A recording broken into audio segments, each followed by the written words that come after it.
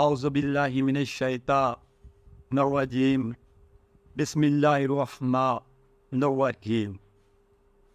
میرے پیارے مسلمان بھائیوں، دوستوں، ہم وطنوں، میں نے آج سے تقریباً ایک ہفتہ پہلے اخبار میں پڑھا اور ٹی وی پر بھی دیکھا جناب کہ پاکستان کے وزیر اعظم جناب میاں شہباز شریف صاحب نے یہ جرأت کی ہے، ہمت کی ہے اور ہائی کورٹ اسلام آباد کے حکم پر انہوں نے امریکہ بہادر کو، مسٹر جو بائیڈن جو کہ امریکہ کے صدر ہیں، ان کو ایک بحیثیت وزیر اعظم پاکستان کا نمائندہ ہونے کی حیثیت سے انہوں نے عافیہ صدیقی کی رہائی کے بارے میں رحم کی اپیل کی ہے اور بھجوا دی ہے۔ ویسے تو کوئی انسان اچھا کام کرے اس کو داد دینی چاہیے، خواہ ہمارا کو مخالف بھی ہو، اگر وہ اچھا کام کرتا ہے تو ہمیں اس کو داد دینی چاہیے، بھئی آپ یہ صحیح کام کر رہے ہیں یا آپ نے یہ صحیح کام کیا ہے۔ یہ اسلام کا بھی اصول ہے کہ تم نیکی و تقوی کے کاموں میں ایک دوسرے کا ساتھ دو، مگر گناہ اور دوسرے کاموں میں ایک دوسرے کا ساتھ مت دو۔ میرے دوستوں بھائیوں، آج تقریباً کافی عرصہ ہو گیا، 18-19 سال کہ یہ بیچاری عافیہ صدیقی اپنے گھر سے بیچاری یہ لاپتہ ہے اور یہ بہت مشکلات کا سامنا کر رہی ہیں۔ اس کو تقریباً 6-7 سال تو افغانستان کی جیل میں رہنا پڑا۔ اس کو کراچی سے اغوا کیا گیا تھا، اس کو بچوں سمیت اغوا کیا گیا۔ اس وقت بھی حکومتیں آئی، پہلے مشرف کی حکومت تھی، مشرف نے یہ اس کی بیچارے کی کیا اس کی کوشش کرنی تھی، جب اس نے خود حوالے کیا تھا پھر اس نے کوشش کیا کرنی تھی کہ عافیہ صدیقی کو چھڑائے۔ اسی طرح جب مشرف ابتدا سے علیحدہ ہوا تو 2008 میں پیپلز پارٹی کی حکومت آئی۔ پیپلز پارٹی کی حکومت کو بھی یہ توفیق نہ ہوئی، یہ جرأت نہ ہوئی کہ وہ امریکہ بہادر کے سامنے یہ رحم کی اپیل کرتا، کہتا کہ چھوڑ دو۔ اس نے اتنے کام کیے ہیں، اتنے امریکہ کے اس نے کام بطور غلام کیے ہیں کہ اس کے شمار سے باہر ہیں۔ یہ پیپل پارٹی کی حکومت میں یہ سلالہ چیک پوسٹ کا یہ واقعہ بھی ہوا، جب سلالہ چیک پوسٹ پر اتحادی افواج کی طرف سے فائرنگ کی گئی۔ ہمارے درجنوں پاکستانی، یہ ہمارے محب وطن، یہ فوجی، ہمارے پیارے بھائی یہ شہید ہوئے، شہادت کا جام نوش کیا۔ اس وقت بھی ایک بہت بڑا احتجاج ہوا تھا۔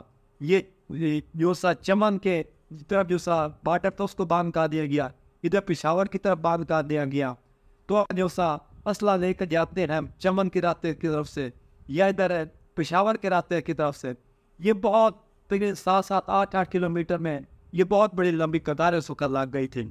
پھر یہ ہیری کلنٹن دنوں میں یہ امریکہ کی وزیر خارجہ تھی، یہ پھر پاکستان آئی۔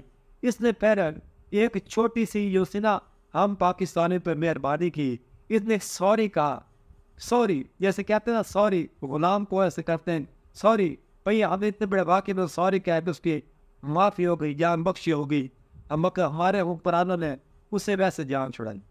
تو میرے دوستوں اور بھائیوں، میں اس شہباز شریف کے اس اقدام کو میں سراہتا ہوں، داد دیتا ہوں کہ انہوں نے بہت اچھا کام کیا ہے، جرأت استقامت کا کام کیا ہے۔ ان کو ویسے بھی پتہ تھا، کم سے کم انہیں یہ کرنا چاہیے تھا کہ جب یہ اے پی ڈی ایم کے حکومت میں پہلے بھی تھے تو ان کو اس وقت بھی یہ سٹیپ لینا چاہیے تھا، یا جیسے 2013 میں ان کی حکومت آئی تو پھر بھی ان کو یہ سٹیپ لینا چاہیے تھا، مگر انہوں نے نہیں لیا۔ یہ کوئی صحیح بات نہیں تھی، تو چاہیے تھا ان کو سٹیپ لینا چاہیے تھا۔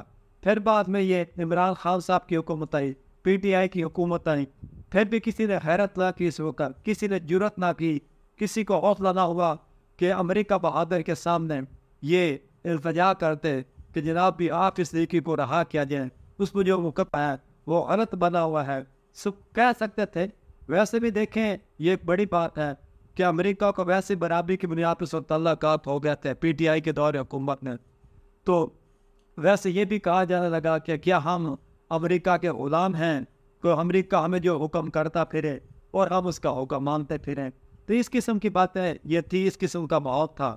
ویسے بیچاری عافیہ صدیقی یہ تقریباً اپنی عمر کے 51 سال میں یہ داخل ہو چکی ہیں، بہت یہ اس زبراز پر عافیہ صدیقی ایک بہت مظلوم کردار ہیں، بہت مظلوم خاتون ہیں، جن کے ساتھ جو سلوک محبوب یہ ممالک نے یا امریکہ نے کیا بہت قابل رحم ہے، بہت قابل ملامت ہے. تو اس کی جتنی ملامت کیجیے کم ہے. اب یہ دیکھنا یہ ہے کہ میاں شہباز شریف صاحب کی طرف سے امریکہ کے صدر جناب جو بائیڈن کو یہ اپیل عافیہ صدیقی کی رہائی کے بارے میں کی گئی ہے، اس کا ہمیں کیا رسپانس ملتا ہے. اگر تو وہ ہمارے یہ وزیر اعظم صاحب کی اپیل پر عافیہ صدیقی کو چھوڑ دیتے ہیں، پھر ہمیں بھی ان کا شکر ادا کرنا چاہیے. بے آپ نے ہم پاکستانیوں کی ہماری آپ نے عزت کی ہے اور ہم بھی آپ کا ساتھ دیں گے. اگر وہ کہتا بھی میں جانتا بھی نہیں عافیہ صدیقی کو، یہ عدالتوں کا کام ہے، میں نہیں کر سکتا، میں معذور ہوں، میں کیسے ہوں، میں ان کو نہیں چھوڑ سکتا، تو پھر ہمیں بھی حکمرانوں کو بھی اپنا یہ سیدھا راستہ لینا چاہیے.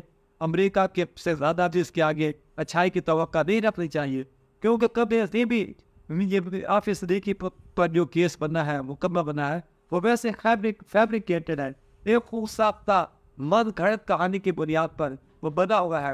اب یہ دیکھ لیں کہ امریکہ نے جب یہ اگریشن کیا افغانستان پر، سب سے بڑا یہ سوال ہے کیا امریکہ کا جو عدالتوں کا دائرہ اختیار ہے کیا صرف آپ نے ملک کے اندر ہے یا پوری زمین پر ہے؟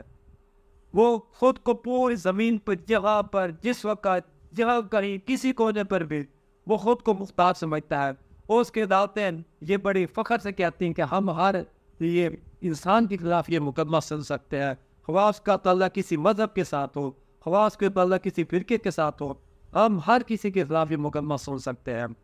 دوسری یہ بات ہے کہ جو عافیہ صدیقی پہ جو الزام لگا ہے وہ یہ لگا ہے کہ اس نے غزنی ایئرپورٹ پر افغان سے یہ امریکہ کی جو سے فوجیوں پر ہے ان پر رائفل تانی ہے اور ان پر حملہ کیا ہے. کسی بھی یہ اتنے بڑی ایک معمولی سے مقدمے کے بھی یہ 86 سال سزا کبھی نہیں ہوئی. یہ سزا ویسے بھی یہ ایک ظالمانہ اور غیر منصفانہ سزا تھی جس کی کبھی حقدار نہیں تھی. پھر اپیلیں بھی ہو سکتی تھیں، سارا کچھ ہو سکتی تھی.